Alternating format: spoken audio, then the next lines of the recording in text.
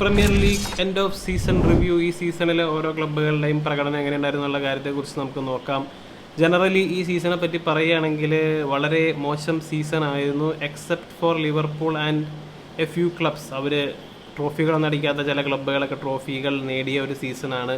പക്ഷേ ജനറലി ലീഗിലേക്ക് നോക്കിക്കഴിഞ്ഞാൽ വളരെ മോശം സീസൺ ആയിരുന്നു ക്വാളിറ്റി വൈസ്. ഇപ്പോൾ ഒന്നാം സ്ഥാനത്ത് ലിവർപൂളാണ്, അവരാണ് ഏറ്റവും കൂടുതൽ കൺസിസ്റ്റൻസി കാണിച്ച ടീം. പക്ഷേ 80 പോയിന്റ് പോലും മതിയായിരുന്നു എന്നുള്ള കാര്യമാണ് ഈ സീസണിൽ ലീഗ് അടിക്കാനായിട്ട്. അപ്പോൾ അത്രയും ഒരു ലോ പോയിന്റ് ഉണ്ടായിരുന്നെങ്കിൽ പോലും ലീഗ് അടിക്കായിരുന്നു എന്നുള്ളതാണ്. ഇപ്പോൾ ചില സീസണുകളിൽ നമുക്കറിയാം 90-ന് മുകളിലൊക്കെ പോയിട്ടും ഒരു പോയിന്റിനൊക്കെ കിരീടം നഷ്ടപ്പെട്ടു പോയ അവസ്ഥകളുണ്ടായി, എസ്പെഷ്യലി ലിവർപൂളിനൊക്കെ ഉണ്ടായിട്ടുണ്ട്. പക്ഷേ അതൊക്കെ വെച്ച് കമ്പയർ ചെയ്ത് നോക്കിക്കഴിയുമ്പോൾ ഈ സീസണിൽ കുറച്ച് പോയിന്റ് മതിയായിരുന്നു ലീഗ് അടിക്കാനെന്നുള്ളതാണ് പ്രത്യേകം എടുത്തു പറയാനുള്ളൊരു കാര്യം. അപ്പോൾ അത് ഇങ്ങനൊരു കാര്യം സംഭവിച്ചത് ഈ പറയുന്ന പോലെ ലെസ്റ്റർ ലീഗ് അടിച്ചപ്പോഴാണ്. അപ്പോൾ അന്ന് ഏതാണ്ട് 81 പോയിന്റിനാണ് ലെസ്റ്റർ ലീഗ് അടിച്ചപ്പോൾ എന്ന് പറയുന്ന പോലത്തെ ഒരു സീസൺ ആയിരുന്നു ഈ സീസൺ.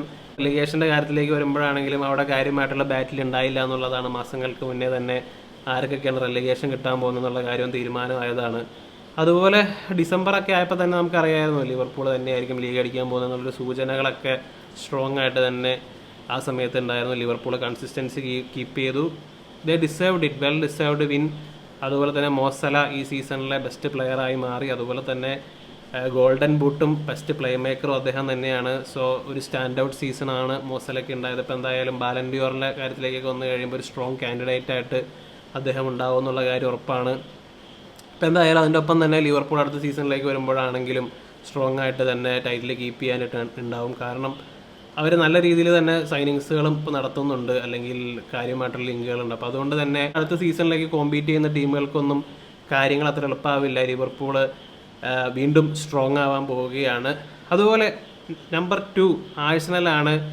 ഈ സീസണിൻ്റെ തുടക്കത്തിലേക്ക് വരുമ്പോഴാണെങ്കിൽ നമ്മളൊരു പോളൊക്കെ നടത്തിയതാണ്. അപ്പോൾ കൂടുതൽ ആൾക്കാരും പറഞ്ഞ കാര്യം ആഴ്സണൽ 1-ാം സ്ഥാനത്ത് ഫിനിഷ് ചെയ്യുമെന്നുള്ളതാണ്. ഇപ്പോൾ സ്ട്രോങ് ഫേവറേറ്റ്സ് ആയിരുന്നു ആഴ്സണൽ. അപ്പോൾ 3 സീസൺ അവരടുപ്പിച്ച് 2-ാം സ്ഥാനത്ത് ഫിനിഷ് ചെയ്തു എന്നുള്ളതാണ്. അവരെ സംബന്ധിച്ച് നോക്കിക്കഴിയുമ്പോൾ ട്രോഫി ഇല്ലാത്ത മറ്റൊരു സീസൺ കൂടി. ചാമ്പ്യൻസ് ലീഗിൽ സെമി ഫൈനലിലേക്ക് എത്താൻ സാധിച്ചു എന്നുള്ളത് ഒഴിച്ചു കഴിഞ്ഞാൽ നല്ല സീസൺ അല്ലായിരുന്നു. അതിൻ്റെ ഇടയ്ക്ക് ഇഞ്ചുറികളും പ്രശ്നങ്ങളൊക്കെ ഉണ്ടായിരുന്നു. അതിപ്പോൾ ഒട്ടുമിക്ക ക്ലബ്ബുകൾക്കും ഇഞ്ചുറിയും പ്രശ്നങ്ങളൊക്കെ ഉണ്ടായിരുന്നു. അതില്ലായിരുന്നു എന്ന് പറയാൻ പറ്റുന്ന പ്രത്യേകിച്ച് ക്ലബ്ബുകളൊന്നുമില്ല. മേ ബി ലിവർപൂളിന് മാത്രമേ അങ്ങനെ പറയാൻ പറ്റുള്ളൂ. അത് ഒഴിച്ച് നിർത്തി കഴിഞ്ഞാൽ ബാക്കിയുള്ള ഒട്ടുമിക്ക ക്ലബ്ബുകൾക്ക് എന്തെങ്കിലും തരത്തിലുള്ള ഇഞ്ചുറി ക്രൈസിസ് പ്രശ്നങ്ങളൊക്കെ ഉണ്ടായിരുന്നു എന്നുള്ളതാണ്. അപ്പോൾ എന്തായാലും ആഴ്സണലിനെ സംബന്ധിച്ച് മറ്റൊരു നിരാശപ്പെടുത്തുന്ന സീസണാണ് ആഴ്സണലുണ്ടായത്. ട്രോഫികളൊന്നും നേടാൻ സാധിച്ചില്ല. അതുപോലെ തന്നെ അവർക്കൊരു സ്ട്രോങ് ഓപ്പർച്യൂണിറ്റി ആയിരുന്നു ഈ സീസണിൽ ശരിക്കും പറഞ്ഞു കഴിഞ്ഞാൽ എന്നുള്ളതാണ്. അപ്പോൾ എന്തായാലും moving on, number 3 Manchester City ഒരു സമയത്ത് അവർ ടോപ്പ് 4-ൽ ഫിനിഷ് ചെയ്യില്ല എന്ന് വരെ തോന്നിപ്പോയതായിരുന്നു. Is Pep Guardiola finished. ഇപ്പം എന്തായാലും അടുത്ത സീസണിലേക്ക് വന്നു കഴിയുമ്പോൾ അറിയാൻ പറ്റും പെപ്പ് തിരിച്ചു വരുമോ ഇല്ലയോ എന്നുള്ള കാര്യം. ഇപ്പം എന്തായാലും ഈ സീസണിലേക്ക് വന്നു കഴിയുമ്പോൾ ട്രോഫിലെസ് ആയിട്ടാണ് സിറ്റി മടങ്ങുന്നത്. കമ്മ്യൂണിറ്റി ഷീൽഡിന് ട്രോഫി ആയിട്ടൊന്നും ആരും കൂട്ടുന്നില്ല. പക്ഷേ സിറ്റിയുടെ മുമ്പിൽ വലിയൊരു ഓപ്പർച്യൂണിറ്റി ഉണ്ടായിരുന്നതാണ് ട്രോഫി അടിക്കാനായിട്ട്, FA കപ്പ് അടിക്കാനായിട്ട്. പക്ഷേ വലിയൊരു അട്ടിമറിയാണ് അവിടെ സംഭവിച്ചത്. പെപ്പ് ഗാർഡിയോളയ്ക്കൊന്നും ഒരിക്കലും സംഭവിച്ച് കാണാത്തൊരു സംഗതി. അതും ക്രിസ്റ്റൽ പാലസ് പോലത്തെ ഒരു ടീം വന്ന് അദ്ദേഹത്തിൻ്റെ ടീമിനെ അടിച്ചിട്ടു എന്നുള്ളതാണ്.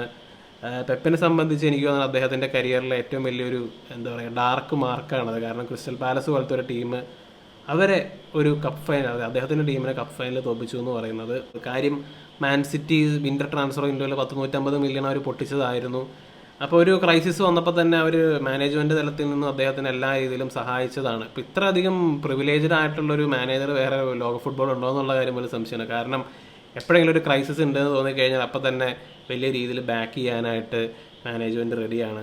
അപ്പോൾ അത്രയും സപ്പോർട്ടാണ് മാനേജ്മെൻറ്റ് അദ്ദേഹത്തിന് കൊടുക്കുന്നത്. അപ്പോൾ ഈ സമ്മറിലേക്ക് വരുമ്പോഴാണെങ്കിലും കാര്യമായിട്ടുള്ള സൈനിങ്സുകൾ വരും, ആ കാര്യം ഉറപ്പാണ്. ഇപ്പോൾ എന്തായാലും അദ്ദേഹത്തിന് അടുത്ത വർഷം മാൻ സിറ്റിയെ വീണ്ടും ടൈറ്റിൽ ചലഞ്ചേഴ്സ് ആക്കാൻ അല്ലെങ്കിൽ വിന്നേഴ്സ് ആക്കാൻ പറ്റുമോ ഇല്ലയോ എന്നുള്ള കാര്യം നമുക്ക് കാത്തിരുന്ന് കാണാം. ഇനി ഇൻ കേസ് സാധിച്ചില്ലെങ്കിൽ ഒരു പക്ഷേ അദ്ദേഹം മാൻ സിറ്റി വിട്ട് പോകുമെന്നാണ് തോന്നുന്നത്.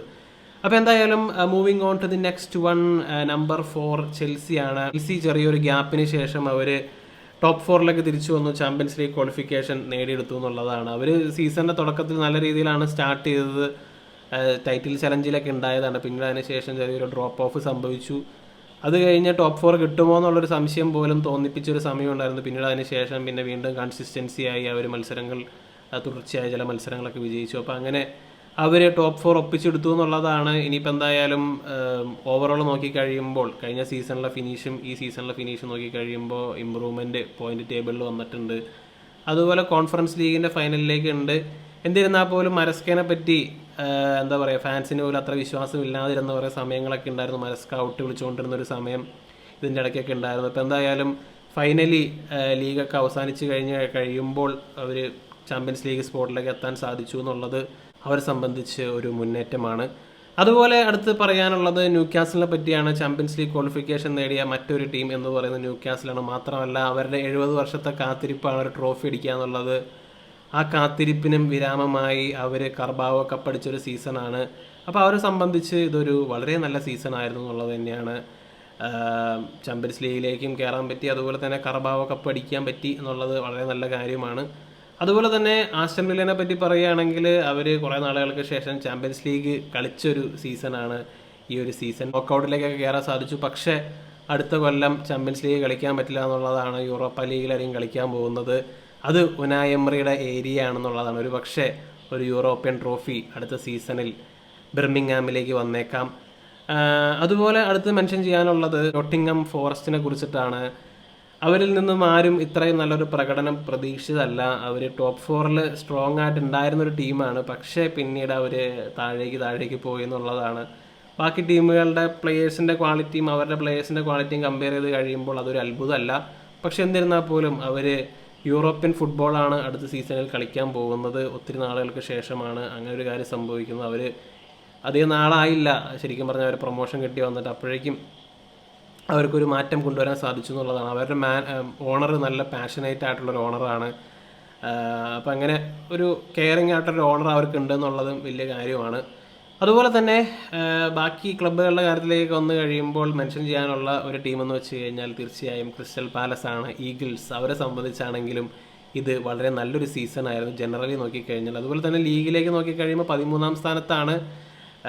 ഇപ്പോൾ അവരുടെ ലീഗിലെ സ്റ്റാർട്ടിങ് വളരെ മോശമായിരുന്നു. അവർ റെലിഗേഷൻ സോണിലായിരുന്നു. പിന്നീട് അതിന് ശേഷം ടീം ബെറ്ററായി വന്നു. അതുപോലെ തന്നെ ഈ പറയുന്ന പോലെ FA കപ്പ് അടിക്കാൻ സാധിച്ചു എന്നുള്ളത് വലിയൊരു നേട്ടമാണ് അവരെ സംബന്ധിച്ച്.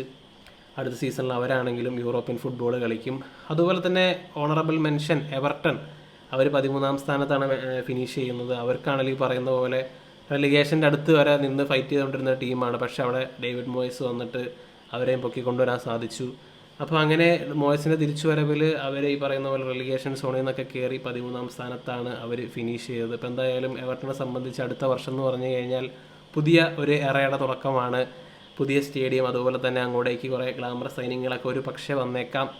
അപ്പോൾ സാധാരണഗതിയിൽ പുതിയ സ്റ്റേഡിയമൊക്കെ തുറന്നു കഴിയുമ്പോൾ നല്ല പ്ലേയേഴ്സിനെ കൊണ്ടുവന്നൊരു പുതിയ എറ എന്നുള്ള രീതിയിലാണ് സാധാരണ ക്ലബ്ബുകൾ ചെയ്യാറ്. അപ്പോൾ എവർട്ടൺ എന്താണ് ചെയ്യാൻ പോകുന്നത് എന്നുള്ളത് നമുക്ക് കാത്തിരുന്ന് തന്നെ കാണാം.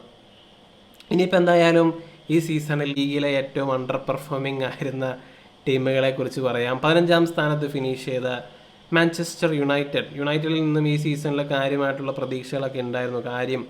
കഴിഞ്ഞ സീസണിൻ്റെ അവസാനം FA കപ്പൊക്കെ അടിച്ചു. അതിനുശേഷം കാര്യമായിട്ടുള്ള സ്പെൻഡിങ് ഒക്കെ എറിക് ടെൻ ഹാഗിന് കൊടുത്തതാണ്. പക്ഷെ അതിനുള്ള റിട്ടേൺ ഉണ്ടായില്ല. ടെൻ ഹാഗിനെ സാക്ക് കിട്ടിയതിന് ശേഷം അമോറിം വന്നിട്ടാണെങ്കിലും ടീമിനെ സെറ്റപ്പാക്കി എടുക്കാൻ സാധിച്ചില്ല. യൂറോപ്പ ലീഗിന് ഫോക്കസ് ചെയ്തു. യൂറോപ്പ ലീഗിൽ ചില മത്സരങ്ങളിലൊക്കെ വളരെ നല്ല പ്രകടനം കാഴ്ചവെച്ചു. പക്ഷേ അൾട്ടിമേറ്റ്ലി ഫൈനലിലേക്ക് വന്നു കഴിഞ്ഞപ്പോൾ ഇംഗ്ലീഷ് ടീമിനെതിരെ മുട്ടുകുത്തി എന്നുള്ളതാണ്. മാസങ്ങളായിരുന്നു യുണൈറ്റഡ് ഒരു ഇംഗ്ലീഷ് ടീമിനെ തോൽപ്പിച്ചിട്ട്. അങ്ങനെ ഫൈനലി ഇന്നലെ ആസ്റ്റൺ വില്ലയ്ക്കെതിരെ ഒരു വിജയം സ്വന്തമാക്കാനായിട്ട് യുണൈറ്റഡിന് സാധിച്ചു എന്നുള്ളതാണ്. അവിടെ മാസീവായിട്ടൊരു ഓവർഹോളിൻ്റെ ആവശ്യമുണ്ട്. അതല്ലെങ്കിൽ അടുത്ത സീസണിൽ റെലിഗേഷൻ പോകേണ്ടി വരും. അതുപോലെ തന്നെ മെൻഷൻ ചെയ്യേണ്ട മറ്റൊരു ടീം എന്ന് വെച്ച് കഴിഞ്ഞാൽ 17ാം സ്ഥാനത്ത് ഫിനിഷ് ചെയ്ത ടോട്ടനത്തിനെ കുറിച്ചിട്ടാണ്. ടോട്ടനം ആണെങ്കിലും ലീഗിലേക്ക് വന്നു കഴിയുമ്പോൾ വളരെ വളരെ മോശം ഒരു സീസണായിരുന്നു. പക്ഷേ അവരുടെ ആണെങ്കിൽ ഒരു അൾട്ടിമേറ്റ് ഡ്രീം എന്ന് വെച്ച് കഴിഞ്ഞാൽ ഒരു ട്രോഫി അടിക്കുക എന്നുള്ളതായിരുന്നു. ട്രോഫിയില്ല എന്നുള്ള പരിഹാസങ്ങൾ ഒരു വശത്ത്. അപ്പോൾ അങ്ങനെ 17 വർഷത്തെ കാത്തിരിപ്പിന് ശേഷം അവരൊരു ട്രോഫി അടിച്ചു, യൂറോപ്പ ലീഗ്. ഒരൊറ്റ കാരണം കൊണ്ട് അവരെ സംബന്ധിച്ചൊരു നല്ല സീസണായിരുന്നു. അതല്ലാതെ ലീഗിലേക്കുള്ള പ്രകടനങ്ങളും ബാക്കിയുള്ള കാര്യങ്ങളിലേക്കൊക്കെ നോക്കിക്കഴിഞ്ഞാൽ ഒരു ദുരന്തമായിരുന്നു എന്ന് തന്നെ പറയാം. അതുപോലെ ഇനി റെലിഗേഷനിലേക്ക് വന്നു കഴിയുമ്പോൾ ലെസ്റ്റർ സിറ്റി റെലിഗേറ്റായി പോയി എന്നുള്ളതാണ്. ലെസ്റ്റർ സിറ്റി എന്ന് ഒരിക്കലും പ്രതീക്ഷിച്ചൊരു കാര്യമല്ല അവർ വീണ്ടും റെലിഗേറ്റ് ആവും എന്നുള്ളത്. അതുപോലെ തന്നെ ഇപ്സ്വിച്ച് റെലിഗേറ്റായി വന്ന പോലെ തന്നെ ഇറങ്ങിപ്പോയി. സൗത്താംപ്ടൺ റെലിഗേറ്റായി. ഇവരൊക്കെ നേരത്തെ തന്നെ റെലിഗേറ്റായ ടീമുകളാണ്. അപ്പം എന്തായാലും ഓവറോൾ ഈ പറഞ്ഞ പോലെ അത്ര നല്ലൊരു സീസൺ അല്ലായിരുന്നു ലിവർപൂൾ ഒഴിച്ചു നിർത്തി കഴിഞ്ഞാൽ ബാക്കിയുള്ള വമ്പൻ ടീമുകൾക്ക്. അപ്പോൾ എന്താണ് നിങ്ങളുടെ അഭിപ്രായങ്ങൾ എന്നുള്ള കാര്യം തീർച്ചയായും കമൻ്റ് ആയിട്ടിടുക. മറ്റൊരു വീഡിയോയുമായി വീണ്ടും കാണാം.